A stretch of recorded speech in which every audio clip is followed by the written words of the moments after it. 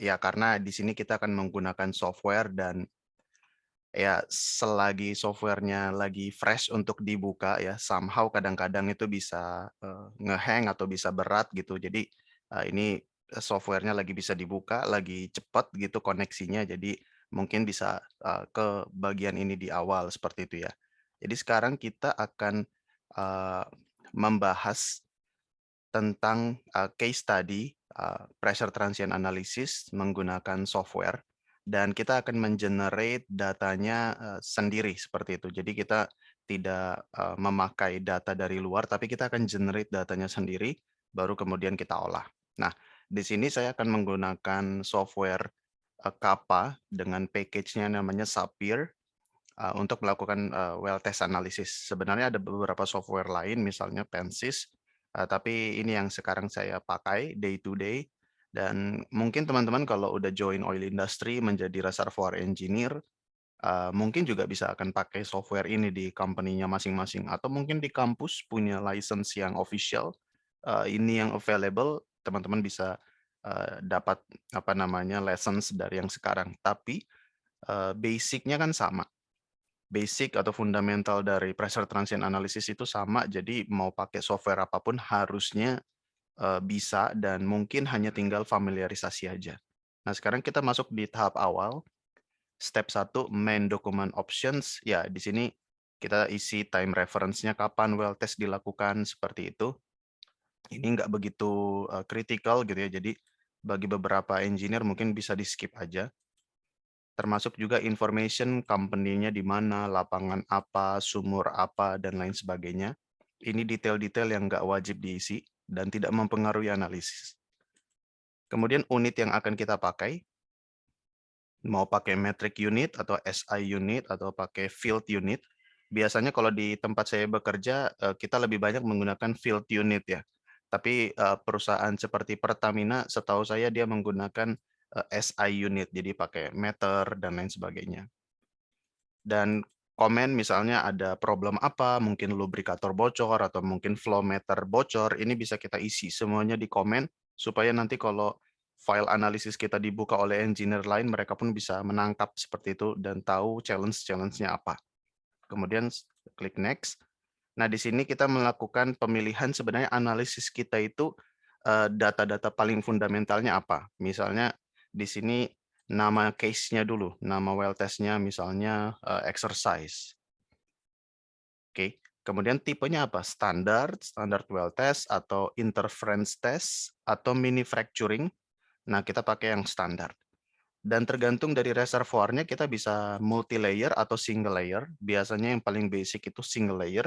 Tapi kalau kita multi layer, misalnya saya open, nanti akan dia butuh data properti khususnya ketebalan untuk layer satu dan layer 2. Ya. Kita bisa asumsikan single layer, kemudian basic mereka akan nanya well bore radius, berapa ketebalan zonanya gitu ya. Misalnya 100 feet dan rock compressibility, berapa porosity-nya. Mereka pasti akan meminta data-data ini dan top reservoir depth-nya di mana. Ya, jadi sebelum melakukan pressure transient analysis, ini yang paling basic dulu harus kita sediakan. Wellbore radius kita cek, sketsa sumurnya, kita cek well file gitu ya, well history sebenarnya berapa sih well radiusnya. Ketebalan zona, pay zone, kita harus tanya ke teman-teman geologis, petrofisis, pastikan kita dapat pay zone yang benar ya. Misalnya atau saya ubah 50 deh, gitu ya. Jadi apa yang saya lakukan di sini bisa mengambil data real atau instead bisa saya buat imaginary case atau hypothetical case. Nah, dalam kasus ini kita lagi hypothetical case. Rock compressibility kita cek data core analysis, porosity bisa cek core analysis atau bisa tanya dari teman-teman petrofisis ya, mereka punya porosity. Top reservoir depth kita tanya geologis. Kemudian next. Nah, kemudian dia nanya single phase atau multi phase. Nah, yang paling basic dulu satu fase, misalnya fasenya oil. Let's say kita baru eksplorasi, ya jadi kita menemukan lapangan yang baru, lapangan virgin, jadi produksi awal itu oil semua misalnya, oil dengan 0% water cut, oil semua gitu. Tapi over time pasti akan ada muncul nih produksi gas karena apa namanya reservoirnya udah mulai saturated misalnya, atau akan muncul nih water air gitu ya karena mulai dapat asupan water misalnya dari dari aquifer atau karena memang saturasi apa namanya saturasi oilnya menurun misalnya seperti itu sehingga relative permeability water meningkat misalnya. Nah, nanti kita akan masuk ke option multi-phase ya.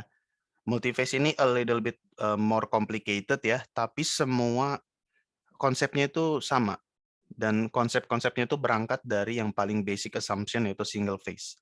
Misalnya kita pakai single phase, reference-nya oil misalnya, oil well. Nah, kemudian dia akan nanya formation volume faktornya berapa dan viskositasnya berapa. Ya, jadi dalam PTA, dalam pressure transient analysis, teman-teman harus siapkan data PVT juga. PVT report, fluid analysis report.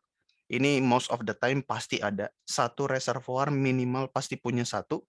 Jadi teman-teman cek library, cek well document, cek folder, cek server di company teman masing-masing, temukan report PVT dan cek berapa formation volume factor, berapa viskositasnya, itu dan total compressibility-nya berapa. Ya, jadi di situ dan kalau teman-teman notice semuanya ini porosity, ketebalan zona H, ininya simbolnya H, rock compressibility, total compressibility CT, formation volume factor B, viskositas mu, semuanya ini ada di dalam rumus pressure transient analysis yang kemarin-kemarin sempat kita singgung. Ya, jadi kemarin kita ngapain sih belajar rumus panjang-panjang, simbol banyak-banyak? Ya karena dalam aplikasi realnya semua parameter-parameter tersebut terpakai. Dan kalau kita ada tidak tidak apa namanya tidak akurat dalam menginput satu parameter, analisis kita bisa salah. Ya, jadi pastikan kita mengetahui konsepnya, mengetahui makna dari masing-masing parameter dan input dengan benar. Next. Nah, kemudian dia akan nanya, apakah ada numerical? Ya, numerical parameternya apa gitu ya. Misalnya saya buat vertical anisotropi. Jadi ada anisotropi, ada perbedaan karakteristik KV per KH secara vertikal. Misalnya gitu ya. Tapi ini cuman apa namanya enggak critical step ini gitu ya. Enggak apa-apa. Ini nanti ketika kita analisis bisa kita adjust problem definition-nya. Kita klik next. Nah, kemudian dia akan nanya wellbore storage-nya. Kemarin kan kita sempat bahas wellbore storage. Wellbore storage-nya konstan atau changing? Kita akan pakai yang basic dulu, misalnya konstan. Kalau changing itu biasanya karena phase redistribution, phase segregation itu lebih complicated seperti yang kemarin kita singgung. Kemudian well modelnya apa? Apakah fracture, apakah limited entry, apakah horizontal well, apakah ada fracture di horizontal well, atau finite radius, artinya wellbore biasa. Nah, kita akan start basic ya wellbore biasa. Reservoir modelnya homogen, dual porosity atau dual permeability atau radial composite, kita akan berangkat homogen. Boundary-nya infinite, atau ada single fault, atau seperti apa? Apakah channel reservoir, close reservoir, seperti apa? Dia akan nanya. Ya, ini nanti akan bisa kita adjust-adjust belakangan, tapi kita start simple dulu. Nah, kita klik create. Nah, di sini mungkin perlu apa namanya? Wait sebentar gitu ya, sambil softwarenya menyiapkan diri nih untuk apa namanya? Menyiapkan analisisnya. Ya, jadi tadi itu data-data awal yang harus kita siapkan gitu ya, teman-teman. eh, supaya itu data-data awal yang kita siapkan nanti setelah softwarenya ready, menyiapkan window-nya, baru kita input data tekanan gitu ya. Dan kita input juga data apa namanya? Data flow rate seperti itu. Oke, kita tunggu sebentar. Ini tadi yang saya maksud gitu ya, bahwa bisa agak ada challenge nih karena kita handle software. Nah, oke, ini udah ready ya. Di sinilah kita akan melakukan exercise kita. Nah, kalau kita punya data flow rate, kita load flow rate di sini. Dan kalau kita punya data pressure, dari downhole gauge sudah kita download, kita bisa load ke sini. Oke, tapi instead saya akan buat laju alir dan pressure-nya di sini, bukan mengambil data dari data sebenarnya. Nah, saya akan pergi ke additional tools. Nah, di sini ya saya akan buat analytical design.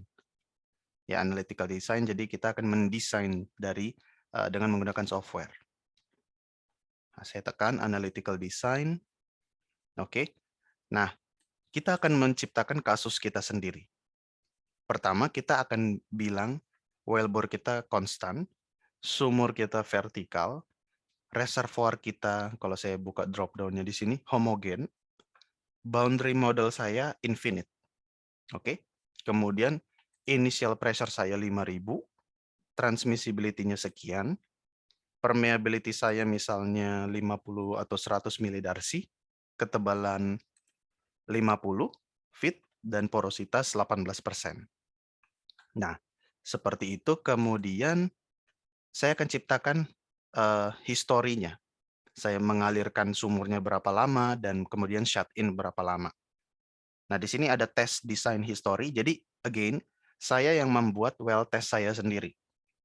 Kebalikannya, saya bisa mengambil data lapangan dan itu yang saya olah, gitu ya. Tapi data lapangan itu challenging, datanya itu bisa banyak sekali gitu, agak berat. Lebih baik kita start yang basic dulu. Nah, saya tambah step-nya. Misalnya periode pertama adalah flowing.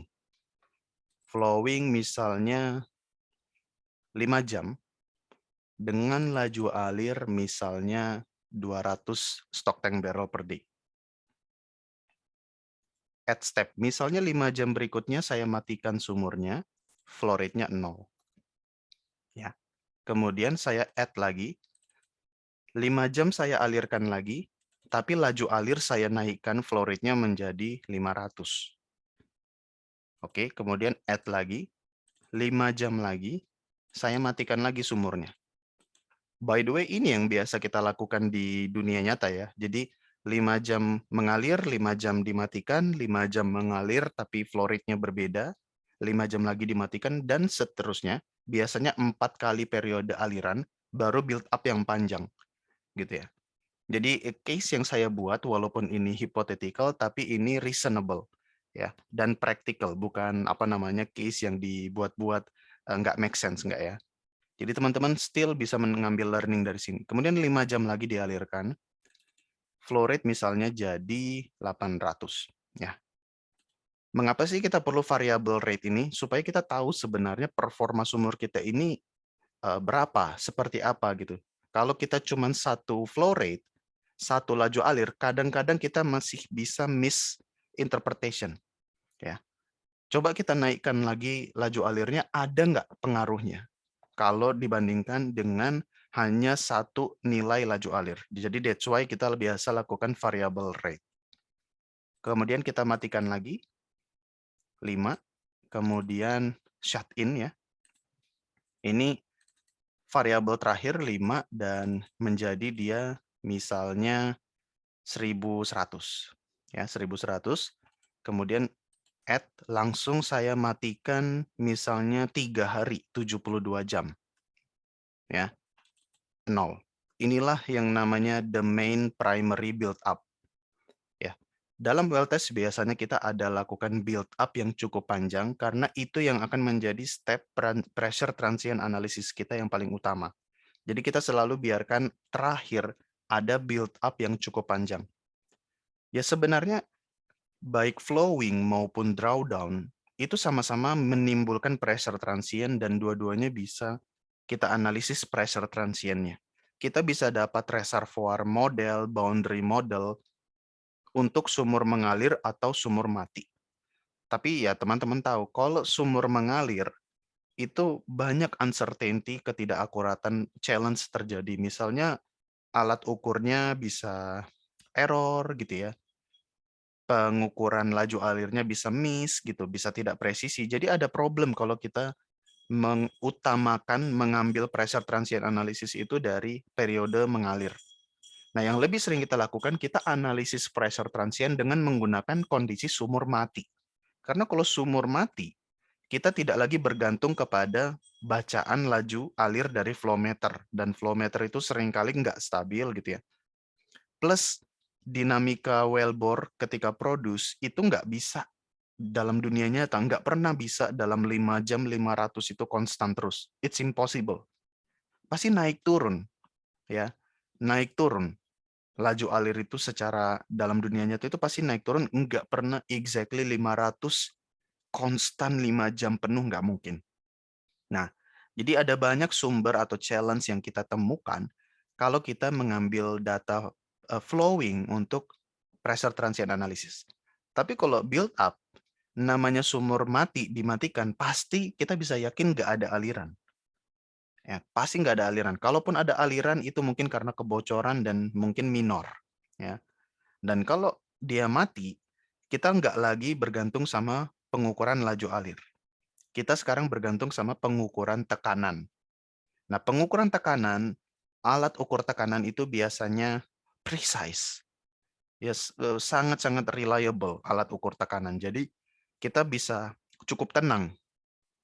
Sumurnya di build up, sumurnya dimatikan, kita bisa mengambil data tekanan dan most of the time data tekanan bisa dipercaya. Kalau data laju alir seringkali ada banyak errornya gitu ya, dan juga laju alir itu di dynamic naik turun gitu ya.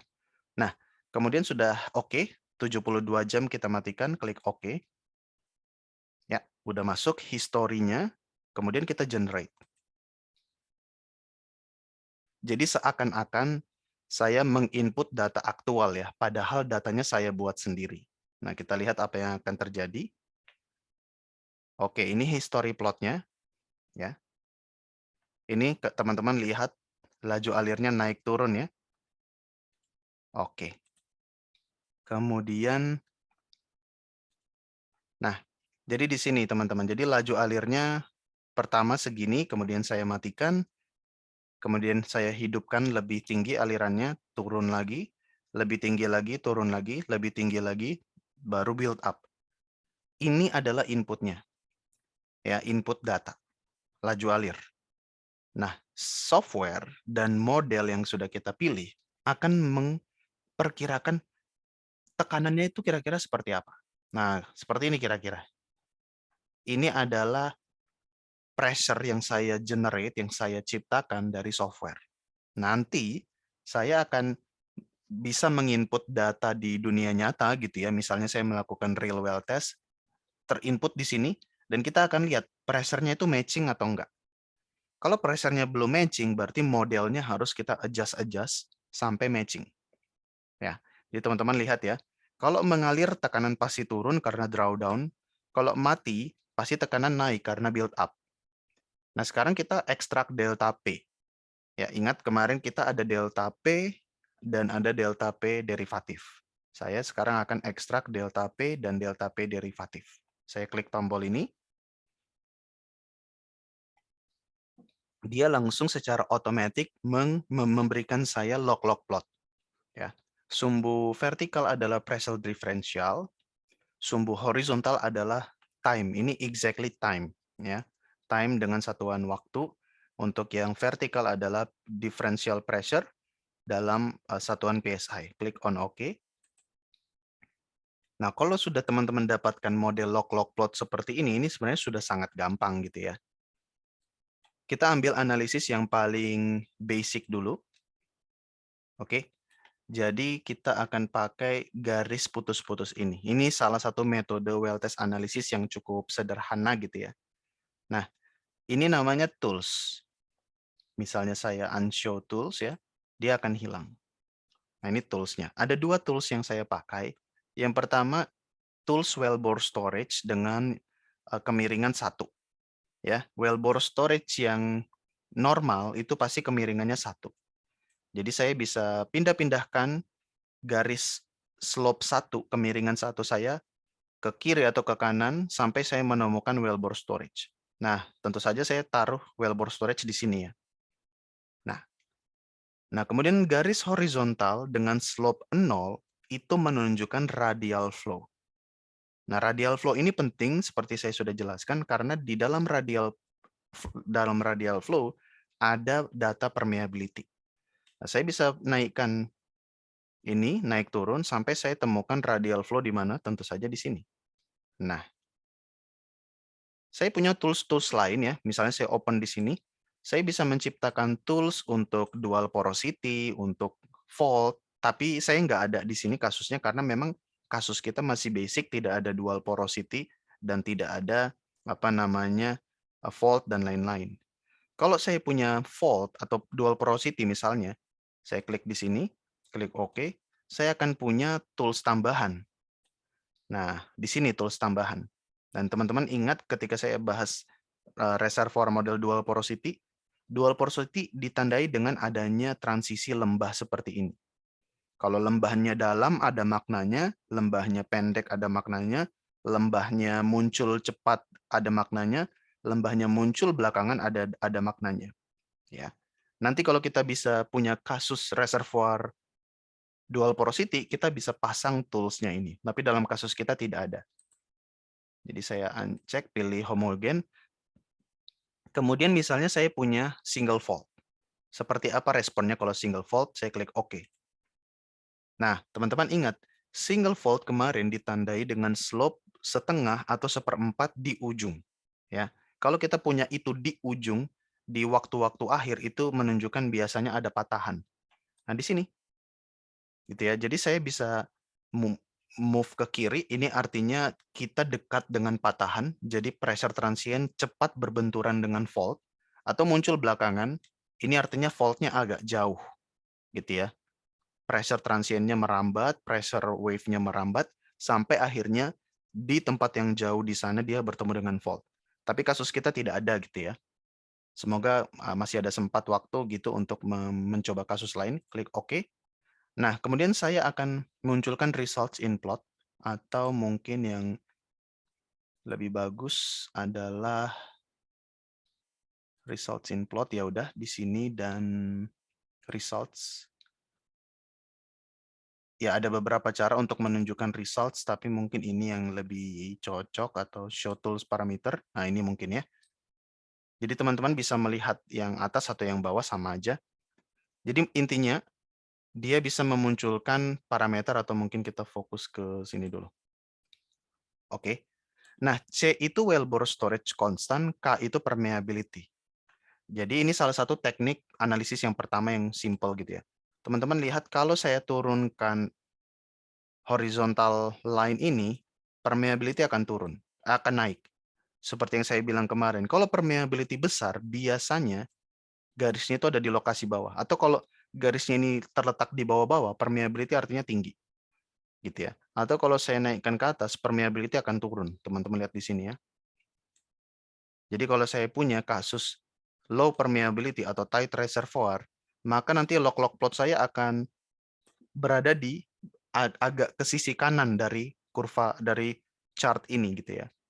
Nah, tentu saja saya taruh di sini sampai saya dapat estimasi permeability 97,9. Tadi ketika input saya bilang ke software bahwa permeability saya adalah 100 milidarcy. Itulah angka yang sebenarnya, tapi sekarang saya seolah-olah sebagai evaluator, saya mencoba menganalisis berapa sih permeability-nya, dan saya pick up di sini misalnya, mungkin 102. Nah, sama seperti itu juga teman-teman dalam well test evaluation yang sebenarnya, ada nilai permeability yang sebenarnya, ya itu yang kita pengen mencari tahu, tapi kita mencari tahunya dengan pendekatan seperti ini. Ya, yang penting cukup make sense, reasonable matching. Wah, ini perfect 100 gitu ya. Ya mungkin ya misalnya saya taruh di sini gitu. Yang penting reasonable. Oh, 102 milidarsi. Ini yang kita report dalam evaluasi kita. Dan juga wellbore storage constantnya. Kita move sampai menemu yang mana yang matching. Oh, di sini ternyata 0,01. Nah, ini sudah bisa dibilang analisis kita selesai. Di log-log plot. Teknik pertama. Ya, kemudian saya kecilkan. Teknik yang kedua adalah saya melakukan interpretasi dengan menggunakan semi-log, ya. Ini kita gunakan teknik bordet derivatif, sekarang saya mau pakai semi-log. Nah, ini adalah dua interpretasi yang terpisah. Ya, jadi teman-teman bisa fokus menganalisis well test dengan teknik pertama, atau teman-teman bisa create semi-log dan kemudian dianalisis. Biasanya student, kasus-kasus di kampus itu mereka buat semi-log di Excel. Ya, itu make sense karena memang lebih mudah. Membuat semi-log itu gampang. Di sini pressure, sumbu vertikal, dan untuk horizontalnya superposition. Ini gampang dibuat di Excel dibanding log-log plot. Log-log plot membuat derivatifnya ini agak susah. Ya, jadi biasanya dihindari di exercise ketika levelnya di kampus gitu ya. Tapi dengan software semuanya possible gitu ya. Nah, let's say kita melakukan analisis semi-log, radial flow itu kita temukan di garis miring ini yang lurus. Oke. Nah, kita seperti apa membuatnya? Saya tinggal buat eh, garis dengan mengambil dua titik di sini. Misalnya saya buat di sini single line, saya ambil satu titik di sini, saya anggap ini data yang benar, dan satu titik di sini.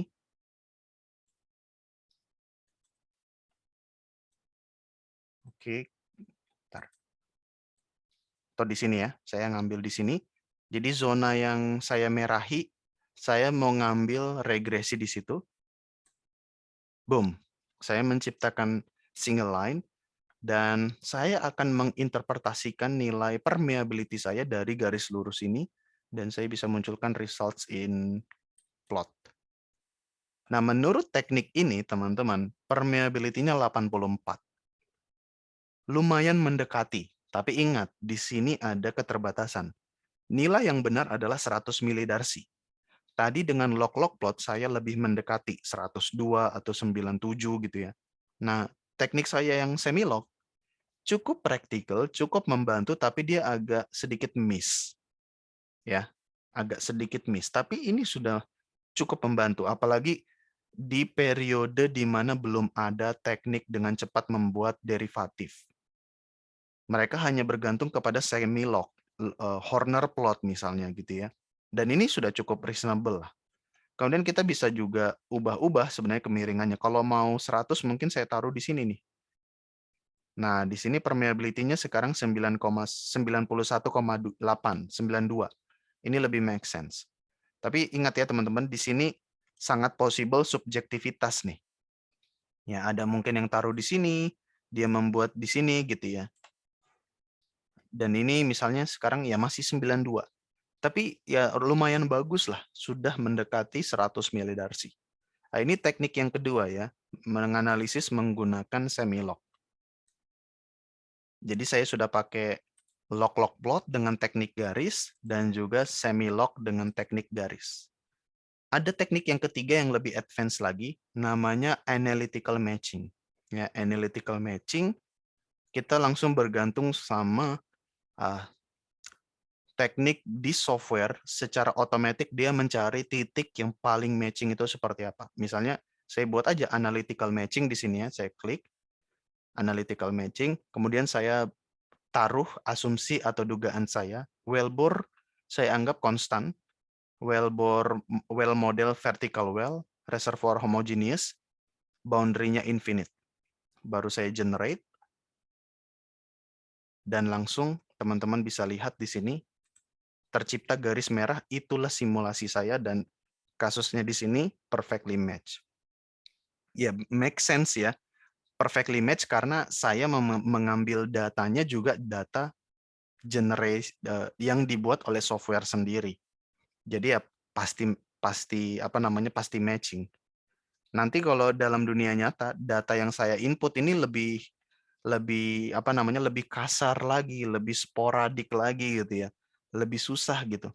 Baru ya kita tetap mencoba mencari matching yang terbaik dengan analytical matching. Let's say misalnya belum cukup matching, atau misalnya kayak gini nih ya. Ketika analytical matching saya salah menduga permeability. Misalnya saya anggap permeability-nya 80. Ya, saya salah nih. Asumsi asumsi awal saya salah. Saya generate. Nah, saya uncheck yang show tool ya, dan juga uncheck yang single line atau show model. Atau ya udah. Nah, dapat teman-teman lihat di sini, data sebenarnya saya kan yang titik-titik, tapi simulasi saya memberikan saya yang garis. Belum matching kan?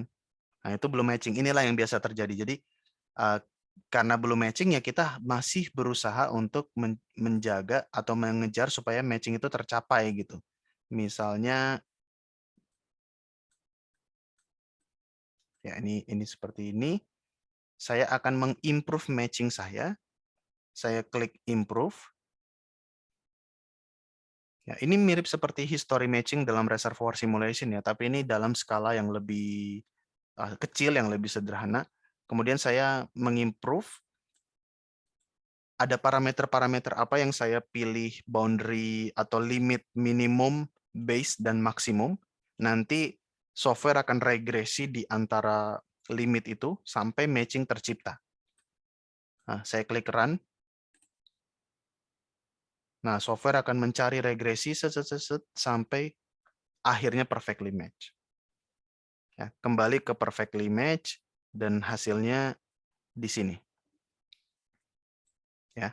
Atau bisa juga kita munculkan results-nya di sini.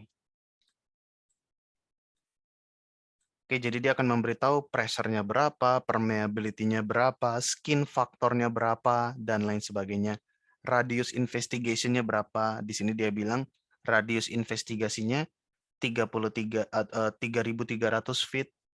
Gitu ya. Jadi dalam 72 jam shut-in, sekarang saya pressure wave saya, pressure transient saya sudah merambat sampai distance 3.000-an. Ya, 3.000 feet. Dan sejauh 3.000 feet kita menginvestigasi tidak ada tanda-tanda fault. Ya, tidak ada tanda-tanda fault di sini. Nah, kita juga bisa mengenerate kasus lain, misalnya saya kembali ke additional tools, analytical design. Historinya masih saya maintain, sama historinya, tapi let's say reservoir saya enggak lagi homogen, sekarang atau tetap homogen, tapi saya punya boundary, ada patahan, dan patahannya misalnya saya buat di 500 feet atau 700 feet. Apa yang terjadi kepada log-log plot saya? Nah, saya generate. Jadi laju alirnya sama persis ya, laju alirnya sama persis, tapi sekarang ada patahan. Nah, teman-teman bisa lihat, ketika dia ada patahan, di ujungnya dia ada kenaikan slope. Nah, kita klik OK. Nah, kita klik OK. Nah, udah kelihatan nih bedanya ya. Nah, untuk ini kita harus menginvestigasi menggunakan data atau teknik berikutnya. Saya ambil untuk wellbore storage dan permeability atau radial flow sudah oke ya, letaknya di sini. Jadi kita nggak perlu lagi exercise di situ. Sekarang yang belum kita cek adalah jarak fault. Kita ambil tools. Di boundary model kita pilih single fault. Nanti dia akan muncul garis untuk memandu kita menemukan fault. Nah, ini garisnya. Oke, kemudian kita bisa munculkan di show tools parameter. Sekarang bukan C dan K lagi. Sekarang ada CKL. L ini adalah distance, jarak dari sumur ke fault. Nah, saya tinggal pindahkan ke kiri dan ke kanan sampai dia bertemu dengan indikator fault. Indikator fault kan yang ini yang di ujung di kanan, saya munculkan aja. Saya gerakkan di sini sampai matching. Boom, udah match. Dan ternyata patahan saya ada di jarak 900. Kalau dari analisis ini. Ya. Exactly sebenarnya nggak begitu persis dengan yang saya input. Tadi yang saya input kan 750 feet kalau nggak salah ya. Oke, kalau saya move lagi dikit. Nah, kalau 740 feet harusnya seperti ini. Tapi nggak apa-apa, ini namanya teknik garis, ada limitasi, nanti kita improve analisis kita. Saya minimize. Ini analisis pertama, dugaan pertama 740 feet, jarak fault. Saya improve dengan analytical. Oke, kemudian saya generate. Nah, sekarang saya nggak bergantung lagi dengan teknik garis, saya, hilangkan teknik garis, sekarang saya tinggal pakai analytical matching, di sini sudah cukup matching ya, dan analytical matching mengatakan bahwa jarak ke fault saya, L, sama 740 feet juga, ya. Jadi sudah mendekati input saya itu sebenarnya 700 feet, tapi menurut analisis di sini 740 feet which is masih reasonable, masih make sense untuk kita anggap sebagai hasil yang benar. Jadi demikian contoh dari case tadi, dalam hal ini kita membuat kasus yang kita ciptakan sendiri, datanya kita buat sendiri dan kita olah sendiri. Perbedaannya kalau teman-teman ambil data real, sama, masukkan aja di load flow rate, load pressure, dan workflow berikutnya udah sama persis dengan yang saya tunjukkan. Jadi demikian, kita kembali lagi ke moderator ya teman-teman. Terima kasih.